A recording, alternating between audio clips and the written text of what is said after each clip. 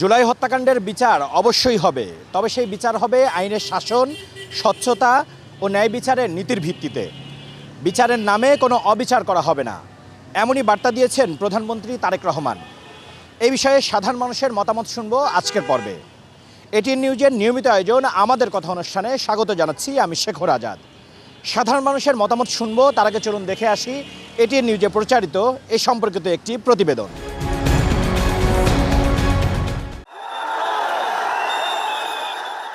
2024 সালে কোটা বিরোধী আন্দোলন রূপ নেয় জনতার স্বৈরাচার বিরোধী আন্দোলনে, যেখানে ফুঁসে ওঠে দেশের সর্বস্তরের মানুষ। নির্বিচারে ফ্যাসিস্ট সরকারের নির্মম হত্যাযজ্ঞও যাদের পিছু হটাতে পারেনি। জয় হয় জনতার। তবে এই বিজয়ের ভিত্তি গড়তে গিয়ে প্রাণ দেয়া শহীদদের স্বজনদের কান্না আজও থামেনি। তাদের দাবি একটাই, জুলাই হত্যাযজ্ঞে জড়িতদের বিচার। যাদের ডাকে আমার সন্তান মারা গেছে তারা তো আমার খোঁজ খবর নেয় নাই। জুলাই নিয়ে ষড়যন্ত্র থেমে নেই মন্তব্য করে আইনমন্ত্রী বলেন, ফ্যাসিবাদ ও মৌলবাদ জুলাই চেতনাকে বিনষ্ট করতে উঠে পড়ে লেগেছে। সবাইকে সতর্ক হবার আহ্বান তার। জুলাই সনদকে সামনে রেখে যে কোনো বিভ্রান্তির পথ পরিহার করার জন্য আপনারা অতন্দ্র প্রহরীর মতো থাকবেন। জুলাইয়ের স্বপ্ন বাস্তবায়নের পথ, আমরা সেই পথ ধরে এগিয়ে যাব। আমরা বদ্ধপরিকর প্রতিটি জুলাই হত্যাকাণ্ডের বিচার করতে ইনশাআল্লাহ আমরা সেটা করতে সম্ভবপর হব।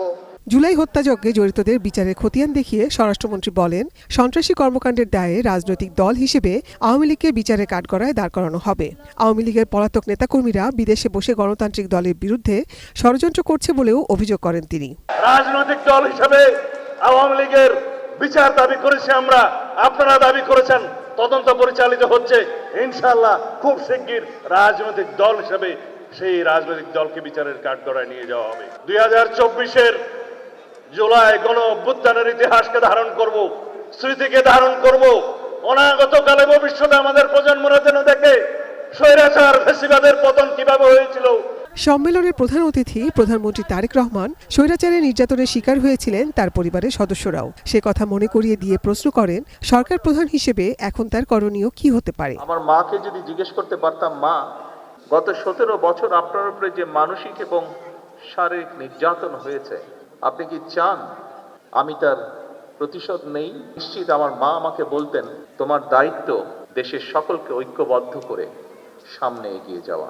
আমার ভাইটিকে জিজ্ঞেস করতে পারতাম যে তুমি কি চাও তোমার সাথে যে অন্যায়, যে অবিচার হয়েছে, যেভাবে তোমাকে মৃত্যুর মুখে ঠেলে দেওয়া হয়েছে, যারা এর জন্য দায়ী তাদের বিরুদ্ধে আমি প্রতিশোধ নেই, কারণ সেই ক্ষমতা আল্লাহ আমাকে এখন দিয়েছেন।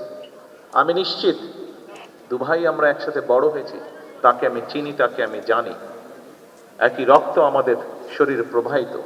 আমার ভাইটিও সেই একই উত্তর দিত, যে উত্তরটি আমার মা আমাকে দিতেন।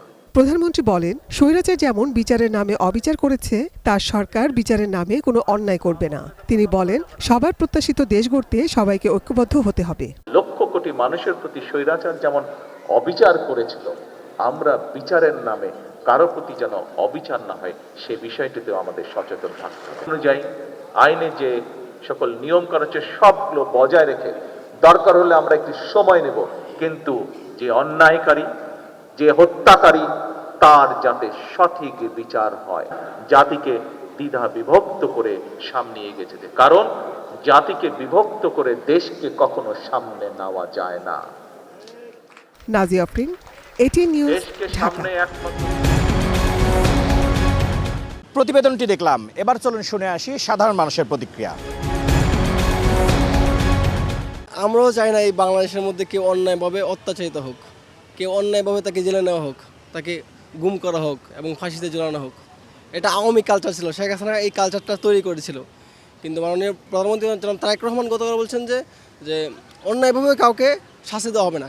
আমরাও আপনার সাথে একমত, কিন্তু যারা গত 17 বছর বিএনপি, জামাত এবং যারা ইসলামপন্থী রয়েছে তাদেরকে যে দমন নিপীড়ন করেছে, তা এদের শাস্তি অবশ্যই আপনাকে নিশ্চিত করতে হবে। গণহত্যার বিচার সম্পর্কে যদি আমরা দেখি, প্রতি সরকারের আমলেই সংবিধানের অনুচ্ছেদ 47 চেঞ্জ করে করে তারা হচ্ছে নিজেদের মতো করে বিচার করে। তো এটা যাতে বিগত বছরের মতো স্বাভাবিক প্রক্রিয়ায় না হয়, অনুচ্ছেদ 47 চেঞ্জ করে বিদ্যমান আইনের যে সংশোধনী সেটা যাতে স্বাভাবিকভাবে এবং সার্বজনীনভাবে আনা যায়, যাতে পরবর্তী সময় এটা সমালোচিত না হয় এবং আইনগতভাবে সাংবিধানিক পদ্ধতিতে যাতে তাদের বিচারটা হয়। মানবাধিকার আইন লঙ্ঘন হয়েছে, এরপর মানুষের মৌলিক অধিকার রক্ষিত হয়নি, অবিচার হয়েছে, যার কারণে এত বড় একটা বিপ্লব সংঘটিত হয়েছে। অবশ্যই এটার বিচার হওয়া উচিত, আর সঠিক বিচার হওয়া উচিত। বিচারগুলো হোক কেন, কারণ কোনো একটা কান্ট্রিতে যদি আমরা সাস্টেনেবল পিসের দিকে যাইতে চাই, যে একটা সামাজিক শান্তি বিনির্মাণ করতে চাই, তাহলে অবশ্যই যেই অপরাধ হয়েছে সেটা শাস্তি হতে হবে, বিচার হতে হবে। জাস্টিস যদি আমরা এনশিওর না করতে পারি, তাহলে লং টার্মে আমরা আবার দেখব যে এইরকম অন্যায় ভবিষ্যতে হইতেছে, কিন্তু মানুষ আবার বিচার ছাড়া চলে আসতেছে। এত মানুষকে যে হত্যা করা হয়েছে, গুম করা হয়েছে, শাপলা চত্বরের হত্যাকাণ্ড, বিডিআর হত্যাকাণ্ড, মানে এগুলো তো জাতীয় ইস্যু, ন্যাশনাল ইস্যু, এগুলোর ইনসাফ তো করতে হবে। এগুলোর বিচার তো আইনের, এগুলো বলে তো আর এগুলো তাদেরকে ছাড় দেওয়া যাবে না। তারা যে অপরাধ করেছে আইন অনুযায়ী তাদেরকে সর্বোচ্চ শাস্তি নিশ্চিত করতে হবে, তাহলে হচ্ছে এই রাষ্ট্রে, এই সমাজে ইনসাফ প্রতিষ্ঠিত হবে। জুলাই হত্যাকারীদের বিচারে যেন অবিচার না হয় সে বিষয়ে সতর্ক থাকার আহ্বান জানিয়েছেন প্রধানমন্ত্রী তারেক রহমান। এ বিষয়ে জানবো সাধারণ মানুষের কথা। দর্শক, আমি মাজারুল ইসলাম মাসুম। আমাদের কথার আজকের পর্বে গাজীপুর থেকে আপনাদেরকে নিয়ে যাচ্ছি সাধারণ মানুষের কাছে। জুলাই হত্যাকাণ্ডের বিচার হোক, আমরা জনগণ এই বিচারের পক্ষে, খুব দ্রুত আমরা এই বিচারটা দেখতে চাই এবং এই বিচারের ক্ষেত্রে একটু লক্ষ্য রাখতে হবে যে বিচারটা যেন প্রমাণ ভিত্তিক একটা বিচার হয় এবং এই কোনো নির্দোষ ব্যক্তি যেন এই বিচারে যেন দণ্ডপ্রাপ্ত না হয়, এদিকে খেয়াল রাখতে হবে। এই বিচারকে নিয়ে যেন কোনো প্রশ্ন তোলা না হয় যে সাধারণ নিরীহ মানুষকে হয়রানি করা হয়েছে। এটা তারেক রহমানের নির্দেশনা অনুযায়ী জানি আইনের সুবিচার নিশ্চিত করা হয়।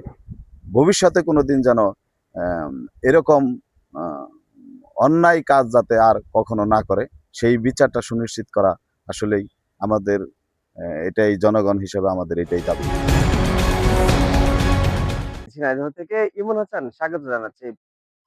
আমাদের কথার আজকের বিষয়, প্রধানমন্ত্রী তারেক রহমান বলেছেন জুলাই হত্যাকারীদের বিচার করতে যেন অবিচার না হয়। এই বিষয়ে আসলে ঝিনাইদহবাসী কি ভাবছে, চলুন শুনবো তাদের কাছ থেকে।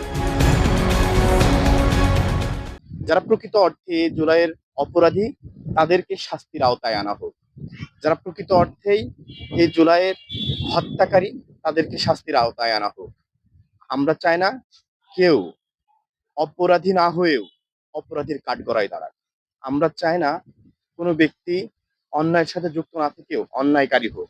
মাননীয় প্রধানমন্ত্রী তারেক রহমান যে জুলাই হত্যাকাণ্ডের সুবিচার নিশ্চিত করার জন্য যে পরামর্শ দিয়েছে বা আদেশ নির্দেশ দিচ্ছে, এটি আমাদের ভবিষ্যতে জাতির জন্য একটা সুফল বয়ে আনবে। দর্শক, এই ছিল এটিএন নিউজের নিয়মিত আয়োজন আমাদের কথা অনুষ্ঠানের আজকের পর্ব। পরবর্তী পর্বে আবারও দেখা হবে। সেই পর্যন্ত ভালো থাকবেন, সুস্থ থাকবেন, এটিএন নিউজের সাথেই থাকবেন।